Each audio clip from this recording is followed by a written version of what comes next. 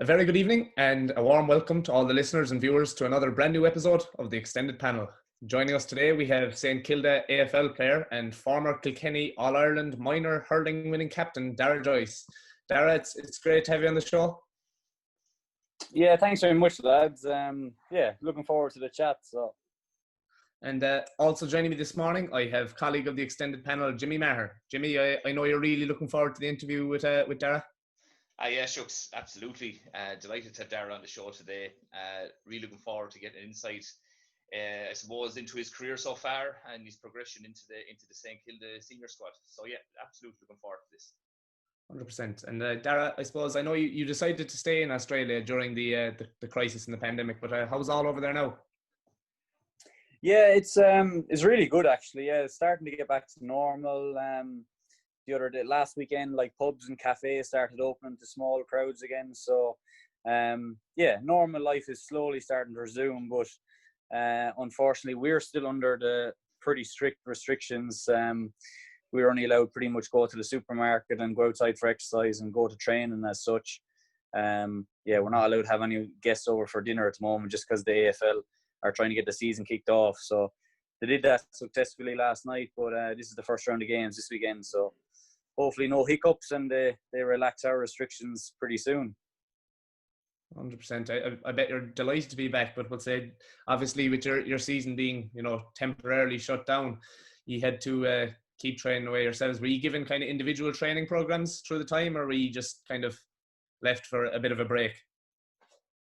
No, we were given individual programs. So, yeah, everyone didn't really know how long it was all going to last, to be honest. So the first 2 weeks, they kind of just said, look, kind of take it in your stride, exercise if you want to, because it was kind of just a big shock to the system.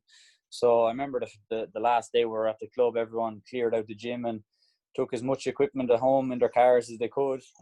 So I kitted out the spare bedroom in my apartment here. So I had a pretty good setup. But it was a bit of a weird feel. So we had 2 weeks of kind of doing our own thing, and then after that, then they kind of slowly ramped us up again. So they kind of treated it like an off season, but making sure you're match ready.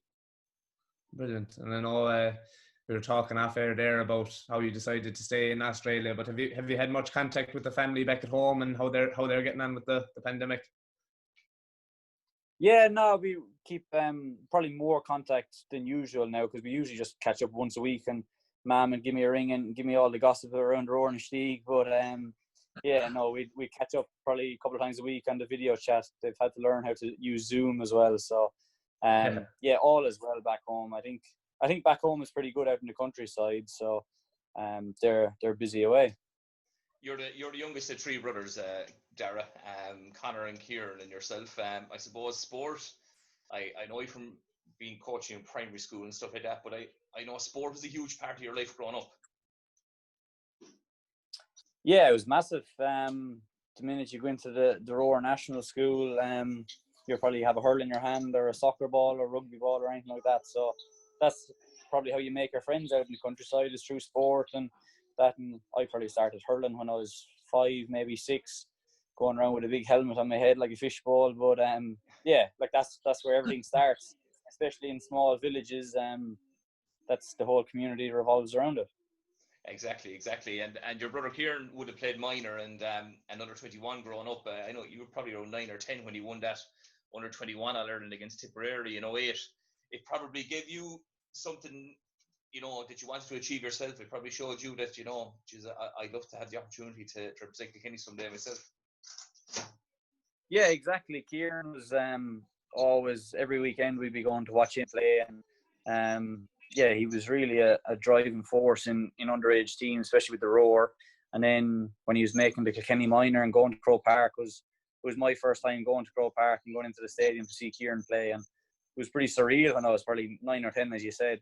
So it was pretty cool watching Kieran's journey. And then as he got up, I remember the first day we heard that he got into the Kilkenny senior panel, and geez, it was massive news. It was huge for us.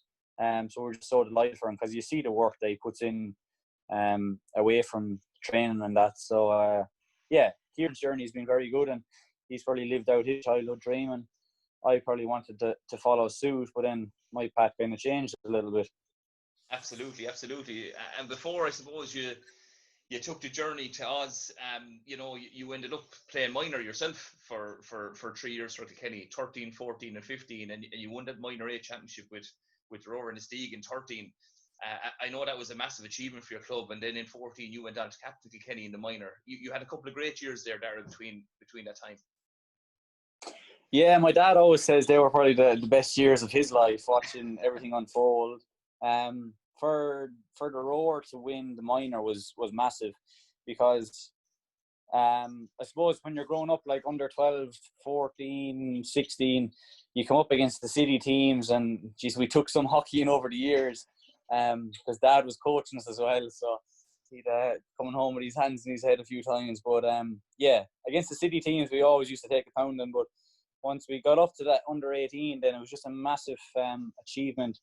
I remember in the semi-final we knocked over Dixborough, and to go on then to beat O'Loughlin's in the final, it was just, yeah, the whole town came to, or village came to a standstill, and yeah, we celebrated hard after that one.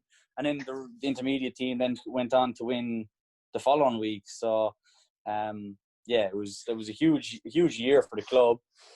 And then what followed then was the honour to go on and captain Kilkenny in the minors. So yeah, it was unbelievable few years, and look back on them very, very fondly. That 2014 year, Darragh, it was an unbelievable finish to the year, considering what had happened to us at the start against Dublin. Yeah, it wasn't the ideal start. I think we're still shamed for that one. Yeah, Pat Hovan had a good song about it, all right. But yeah, look, it's only what matters at the end. Yeah, oh, Jesus, I often think back on it, because I was captain, and then because I was 17 when I was captain, and you're kind of doubting yourself. Then, Jesus, should I be? Would the older lads be listening to me because they have another year on me? And yeah, you kind of have these doubts. And I didn't play my best hurling that year. I thought I was better even the year before when I was a year younger. But yeah, it was one of those years. But geez, we came out on top, and I think Johnny Welsh stuck a few goals in the final. So yeah, incredible year. Yeah, one we'll never forget. It was an incredible finish to the year, and we obviously, you went up to captain Kilkenny to win a minor All Ireland, something you'll cherish forever. But one thing for me, and it's personally for yourself, is your brother a couple of weeks later then plays in the senior All Ireland final and gets man of the match. You know, that month of September for your own house must have been so special, Yeah, it was. Yeah, like Dad said again, just an incredible couple of years.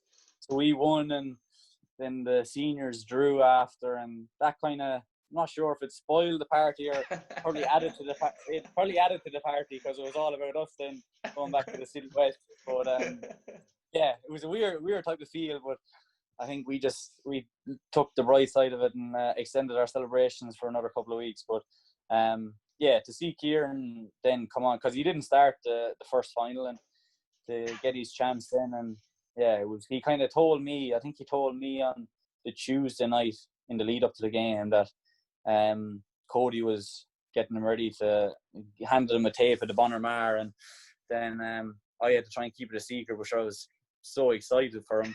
And then the team got named then on the Thursday night, I think, and yeah, you kind of let it out then and tell everyone that you knew already. But yeah, I remember travelling up on the bus, because we had a bus organised with the minor lads, and the whole lot of us were on Hill 16. And yeah, I think my brother had a bet on him to win man of the match. I think he got him at 50-1 or something like that. So yeah, unbelievable. Sorry, you speak about growing up with hurling and the amazing achievements you had with Kenny, winning All Irelands. It must have seemed like your path was fairly laid out for you in terms of hurling and playing with Kenny and going on to a senior grade, especially like your brother. But how then does everything change? And you might just tell us, what provoked the interest in the AFL and how that move to Australia came about. Yeah, so obviously I went to school in Go Council in New Ross, and it's a pretty big football stronghold down there. I love going down there because, well, Kieran and Connor went there as well. And Kieran was quite a good footballer himself. So I wanted to go there and play football because I always enjoyed it in primary school. And then, yeah, we were quite successful growing up 14, 16, and then I think I was 16 years of age when I first got a phone call. Well, I didn't get the phone. It was actually Mum got the phone call. I think Mick Dempsey had some contact with Hawthorn, because he was down in Australia doing a bit of study here a couple of years back. So he got me first in contact with Hawthorn, and then it was just casual catch up in the Phoenix Park. Showed me a footy, showed me how to kick it, how to handball, the basic skills, and then it kind of developed. Then for a few months, I think he came back to Australia. He was over testing a few boys, and then it was just kind of Skype calls, me sending me on some footage of me playing football, and then kind of went from there. And it didn't work out with Hawthorn, but then I got invited to the camp the testing camp in DCU, and I kind of went from there. Then tested at DCU, and all the physical tests, they go through everything. They do the beep test, agility, speed, all that, psychological testing, and then the main bit though is they just throw you a footy and see how you can handle it. So I was kind of lucky in a way that I got shown how to kick it back when I was 16. So this is a couple of years later now. I was 18 at the testing in DCU. I kind of knew how to kick it roughly. So I kind of stood out a little bit from everyone else because I had a little head start on them. And we used to watch it. Me and my brothers used to watch it on the highlights on TG Cahir years back when they used to show it. We used to always enjoy it. So it was very new to me, but I kind of embraced every opportunity I had at it. And you were speaking there about, we'll say, at 15, being shown the basic skills. Did you then spend, we'll say, kind of a couple of years kind of practicing on the QT, or did you kind of practicing the kicking stuff? Did you always kind of have the idea that you would go out? It was probably very early days back then. I was kind of kicking it for fun more so. I used to, before I got handed the footy, I used to have a rugby ball, and I kind of watched a bit on YouTube and tried to kick it with a rugby ball, and then they sent me over a few Sharons. So there was no real plan behind it or long-term plan. They just said they were interested in to kind of track my progress, because at 16 you're too young to go across for any testing, because they kind of have it above 18 now. I kind of enjoyed the thought of it, but hurling was definitely forefront of my mind, especially with the minor, and that hurling and Gaelic football in school kind of was taken over. You made the switch, as an international rookie before 2017. Talk to me about your first couple of years then in St. Kilda. You were playing in the VFL with Sandringham. Yeah, so first couple of years, my very first year, I think I played 14 games in the VFL. I played a couple in the development as well. So my first year I struggled. It doesn't seem like it on telly when you're watching, but there's a hell of a lot of structure and getting your head around it. So there's a hell of a lot to it. And then trying to deal with the ball itself, because it's a devil of a ball if it rolls away from you. But there's so much to it, especially as a defender, and I play key defender. So there's just a lot of like body contact and little subtle differences to hurling that you're not allowed to do in hurling, but like you're kind of very subtle body movements and that, especially when you're up against the big boys, to be able to shift their body weight. And I struggled now very very hard in my first year. And then when you're struggling with football, you kind of get homesick because you're over here for football and it's your job. And when that's not when your job's not going good, I was looking for home. I was very close to pulling the trigger on a few flights when I'd walk past the flight centre over here, and I'd be looking in to see how much it is back to Europe. I kind of stuck it out. My first year then I did struggle, but I played a few games and it was a learning curve.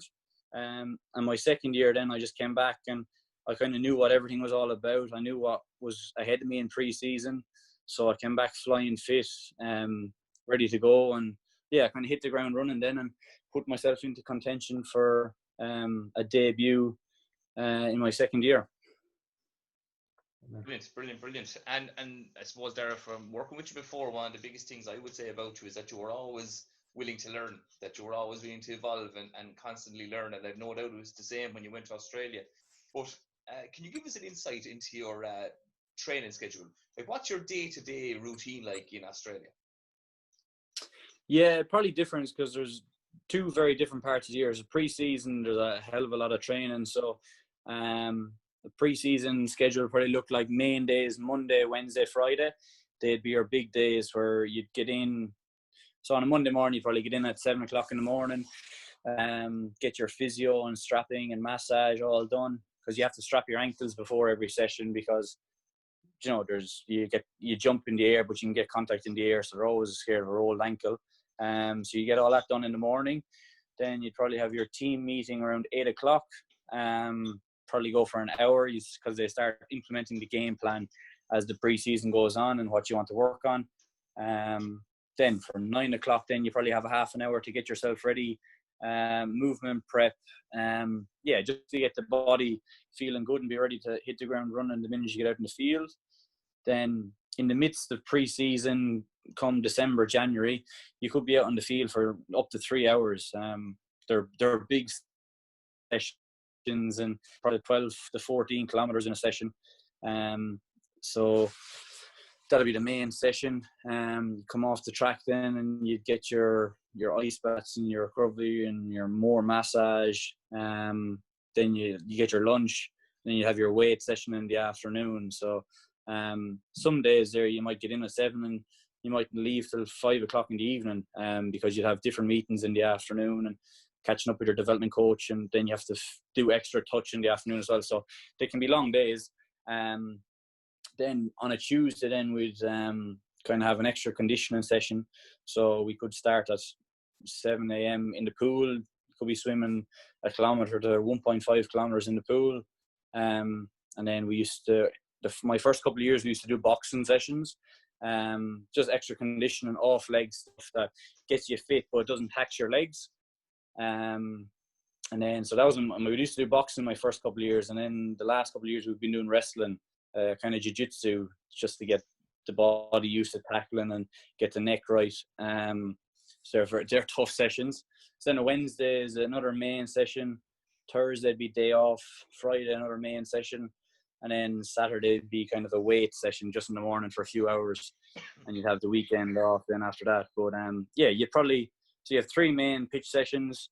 You probably have 4 gym sessions during the week, 2 leg sessions, 2 upper body sessions, and then extra conditioning around that. So you jam a lot into your week, and then away from it in pre-season on your day off, and that you're probably so wrecked that you just want to sleep all day. So and just get ready for the next one. And then in season, then, so we're getting ready for games now. We probably have a light session on a Monday. Just build up then on a Wednesday or Thursday, whichever, depending on what day our game is on. And then into the game. So in season is more about just preparing for, we treat it as like a marathon on the weekend, and then you have to come down from that, get yourself ready, get all the niggles and that sorted out before you go again on the weekend. So the games are 120 minutes long. So you're probably tracking up to, some lads are hitting 14, 15 kilometers in a game, with bumps and bruises as well. So it's just kind of about recovery and maintenance during the season. Which is fair play. And tell us, Darragh, in terms of, you spoke about gameplay there, the tactical side of the game, is there much involved in that side where you're working on gameplay and how you want to play the game? Yeah, there's a massive amount.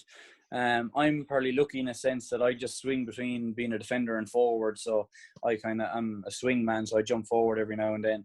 But I'd hate to be in the midfield, because the midfielders have to deal with so much. And I've tuned into a few of the meetings, but it's nonsense what I make sense of it. There's so much structure and flow to the game, but as a defender, because your positioning on the field can impact so much of what's happening up the field. So as a defender, because they call it a game at 360. So as a defender, you can defend your man from any position, being in front of him, behind him, beside him, or anything like that. But your positioning can dictate what your man 50 meters up the ground does the ball. So we've had a couple of different coaches the last couple of years come in, so different coaches want to implement their own different styles of play. So yeah, you have to transition to that as well. But yeah, there's so much involved and structure. But then there's a certain amount. Our new coach this year now is just kind of saying there's starting positions for structure, but after that, go play. So these lads have grown up with the game all their lives, like we did with hurling at home. So there's a certain amount where you just want to use your instinct and go play. Very good, very good. And like your position, you say there you're a key defender. I'm sure mentoring from the likes of Jay Carlisle and Nathan Brown, they've given you plenty of guidance on how to play the position. But what was the skill set you needed to work on, Darragh, when you got over there? Yeah, it was probably like I talked about earlier. It was probably just the subtle body movements of your opponent, because you can just dictate. So as a key defender, it's not really about racking up 20 disposals with the ball or anything like that, or getting so many kicks. It's just about stopping your man, really.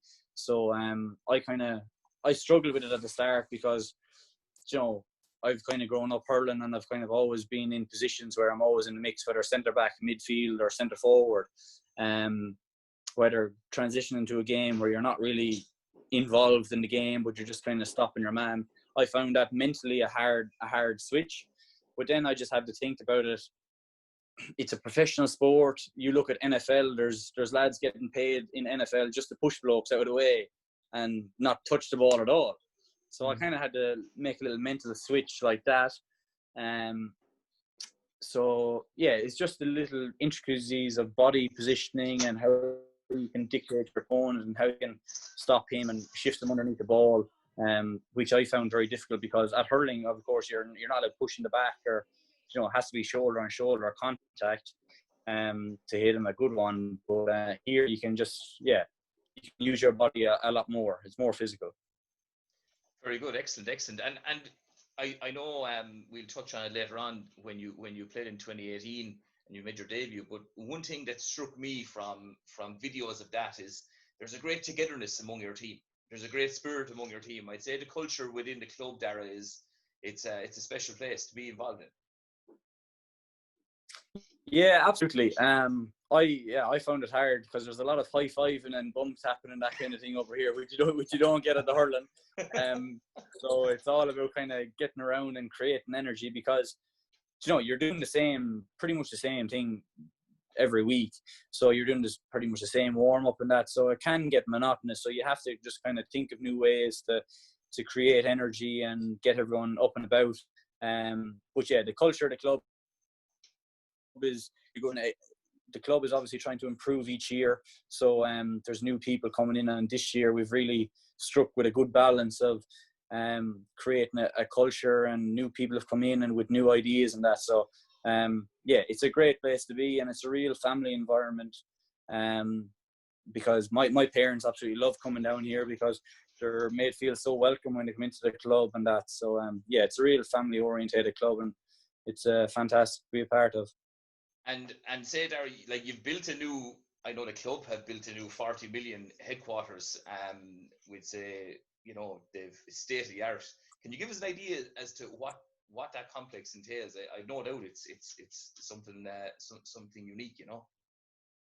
Yeah, it's an incredible place now. So obviously the main parts that we'd use would probably be the gym. It's a state of the art gym. It's massive. It's 2 tiers, so you have your kind of off legs bike area upstairs, and then all your gym and weights equipment downstairs. There's a full basketball court where we do a lot of indoor touch and have rebound nets and that. So spend a fair bit of time in there. And then everything we need in our changing rooms, ice baths, there's spas, everything you need. There's massage rooms. The physios have their own place. The doctor has his own place. Lunch areas, everything you can think of. And then a lot of, like, at the end of the day, it's a business, so you have all your HR and all your your finance people down the other end of the building.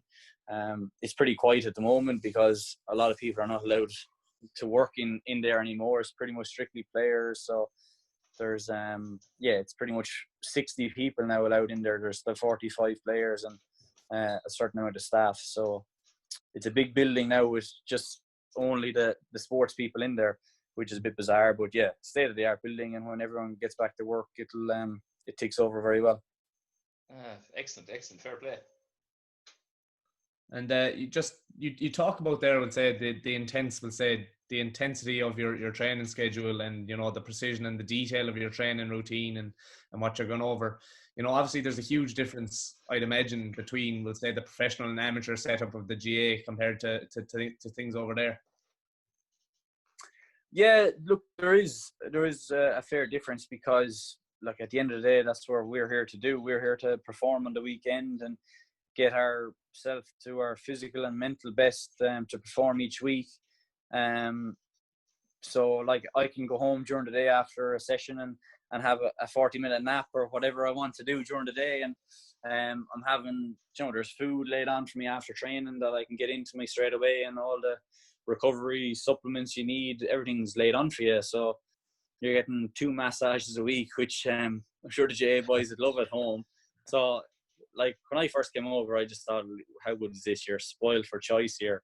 But it really sets home what the JA lads do at home, like what I seen Kieran and Connor do for so many years there.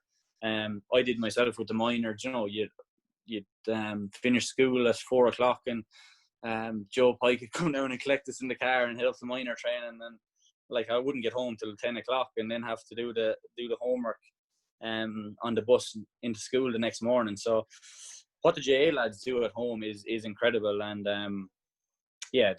the performance they output is fascinating. But that's why the Australian lads come over to Ireland and take athletes, because they know of the athletes' potential. So that's why I think there's nearly 17 of us down here at the moment. So it's fascinating what the lads do at home. And just even kind of having been involved in both, I can imagine it's an amazing setup to be a part of. Having that experience, then what kind of, is there any one aspect, we'll say, from the AFL in your time over in Australia that you'd love to bring back to the GAA? If you could get the chance, or what would you add to the GAA? I don't know, because the GAA is so special in itself. You'd love to reward lads by paying them to do what they love. But I think that just would ruin the GAA at home. I don't know. I think the GAA is just such a special thing at the moment, and you play for where you grow up and where you love. It's probably not something that I bring home, but something that's different to the GAA that's over here is, some lads just take it as a job and clock out and go home straight away, and they don't really love the job, but they're just kind of gifted because they have the right body shape, or they're pretty good at it, and they kind of take it for granted as such. So that's what I just love about the GAA, that there's no egos involved, and it's not about pay, because some lads over here are big paychecks, and just because they might be lucky because they're 7 foot tall or something like that. So there's nothing really I'd bring home to change about the GAA. I think it's very special, and I think that's why we all love it at home. Fantastic. But just even for yourself, then, your hard work paid off. You made your AFL debut against Melbourne. I think it was in round 15 of the 2018 season. That must have been a really special achievement for yourself after making the move and all the hard work. Yeah, that was a massive moment. It was probably up there with the minor final, lifting the cup. It's just, when you get down in the MCG, it's like a coliseum when you walk in. It's a massive stadium, and my mum got to travel down for it as well. So kind of a very special moment was getting my jersey presented, and she was there to see it, and I got to give her a hug and a kiss after it. So they're incredible memories. But I suppose probably all the hard work paid off, because like I said, I struggled in my first year, and then knuckled down in my second year, and I was kind of persistent all year. I was very close to getting in earlier. I'd been named emergency a few times, which is kind of the next player in if anyone got injured or sick. So that probably went on for 6 or 7 weeks, and I thought, will my time ever come? But when it did, I was really grateful for it, and I really enjoyed the opportunity. And then after you make that breakthrough in 2018, you get offered a new 2-year contract. I suppose the big challenge now, or you're looking forward to driving it on with St Kilda and giving it another go? Yeah, exactly. It's just about it's just about knuckling down now and keep persistent. We've obviously taken in a few new recruits this year, so your team is obviously trying to get better each year. So they brought in some big name players from different clubs this year. So competition for spots is really heating up at the moment. So I think there's 4 lads being dropped from round 1 for this weekend. So it's it's really hot at the moment and out there. So you kind of have to just make every training session count. So probably a bit frustrating that I'm injured at the moment and everyone else is pretty fit. But yeah, you just kind of you work your arse off and knuckle down and kind of get in there and just hopefully cement a spot when you can. Fantastic. And even just from my own perspective, my own interest, obviously, evidently you want to carve a career out for yourself in the AFL, and I've no doubt you will, but do St. Kilda then, do they provide a kind of a college education or a way for players to, further a career for themselves when the AFL is finished? Yeah, so we've got a player development manager and he's they really value doing something outside of the club because like I said, it's your job over here and it can really consume you. But we do have a lot of free time because you can't train all the time. So they do put a lot of focus on doing something outside of the club. So I've been getting my fitness courses ticked off. So I've been a qualified personal trainer the last couple of years. So I've got that ticked off. But yeah, different lads are doing different things. Some lads are doing a trade on their day off. Like they'll go to the building site and do a little bit of that. Different lads are studying different units in school, in college. So there's a big emphasis on that because it kind of takes your mind off football, especially if it's not going your way and you're not in the side or something like that. It's just something else that can take your mind off it. Great stuff, Darragh. And I suppose life in Australia, away from the football and away from the AFL with St. Kilda, what's life like in Australia? Are you enjoying yourself over there? Yeah, look, I'm loving it down here. It's probably a very different culture back home, and obviously the climate's a bit different. Summertime is amazing down here. It's hits 35 to 40 degrees most days. Sometimes it can be too hot, but yeah, I'm so lucky where I live. I'm right near the beach, in a place called Brighton East. So, I'm just loving it. It's a real just outdoors country. You go down Beach Road at 6 o'clock in the morning. It's like the Tour de France, and so many people out running and swimming and everything. So, yeah, look, I love it down here. It's a great place, and the people are very friendly. And I've no doubt Australia, you watch anything online, they're a huge sporting nation. We'd say in your spare time, Darragh, do you get to play a bit of golf? Do you watch any other sports over there? Yeah, I love my golf. Before the COVID and all, I used to get out at least once a week. Anyway, there's a big golf culture at the club, so we love getting out. Apart from that, look, Melbourne is always kind of buzzing with sport. Come January, there's the tennis, there's the Grand Prix after that, then footy, the NRL, rugby union starts. So it's just sport mad. And Melbourne is probably like Kilkenny at home at hurling. It's just footy mad as well. Different parts of Australia are not so inclined. Like Sydney is kind of more rugby based, and they only have 2 clubs up there in AFL. But Melbourne have 12 clubs here, and it's just you can't get away from footy. It's 24/7 on the TV. There's a dedicated radio station, TV channel. It's all everyone ever talks about. So you can imagine what's happening down here now at the moment with footy restarting after the pandemic. Excellent. And I suppose towards the future, I've no doubt you want to stay in St. Kilda, carve out a career for yourself, but will we ever see you in the Roaring Steed or Kilkenny jersey again? Oh, look, it's I'd absolutely love to. It's kind of been unfortunate. The times I have gone home in the off season, each year I've kind of been injured or had a niggle, which I couldn't really ask for permission to play. Different lads get away with playing Gaelic, I suppose, coming home, but yeah, when you try and explain hurling to them or show hurling on a video over here, they think it's a bit barbaric. So I'd have to be in the good books to let the coach let me play at home. But I definitely won't rule it out. like Aussie rules wasn't my dream growing up. It was always a dream to play hurling for Kilkenny. So, yeah, I definitely wouldn't rule it out. That's for sure. Great. Well, listen, Darragh, just to finish up our interview, we're just going to have a bit of a quick fire round with you. It's just for a bit of fun. We do with all our guests on the show, and we'd like to do it with you today, if that's okay. Yeah, perfect. Okay, so 3, 2, 1. Your favourite hurler? Tommy Welsh. Your favourite stadium you've played in? Crow Park, or else Marble Stadium down here has the roof closed, so it'd be pretty cool if you got a hurling game in there. Your favourite food? It has to be breakfast. I'm a breakfast man, so eggs on toast with a bit of avocado. Very good. Rugby or soccer?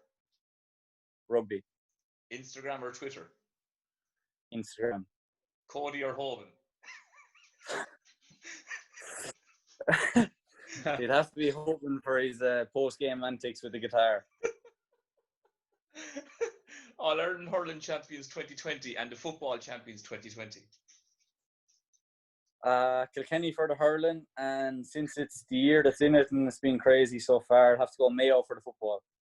Fair play.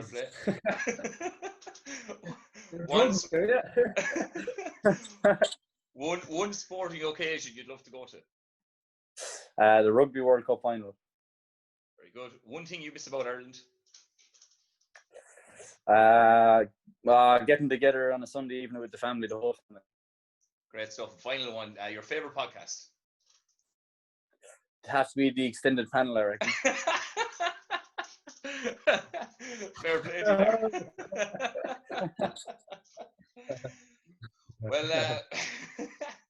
Well, Darragh, it's been an absolute pleasure to have had the opportunity to talk to you this morning. I've been very lucky to get the chance to get to work with you when you were playing minor hurling with Kilkenny. You always had a fantastic work ethic and attitude. I've always admired your steely determination and what you put your mind to. Always wanting to be better and get the very best out of yourself. Look, I wish you the very best luck in your AFL career and whatever the future holds. Thanks again for taking the time for talking to us this morning, for catching up, and all the best for the future. And we'll see you again soon. Thanks, sir. Thanks very much, guys. Thanks for having me. Great chat. Thank you. Well, that's it for today, folks. Thanks again to Darragh Joyce for a brilliant interview, and we'd like to wish him all the best in the remainder of his season with St Kilda. Check out our Instagram and Twitter at Extended Panel to find out who'll be coming up on next weekend's show. Until then, take it easy, and we'll see you next Sunday with a brand new episode.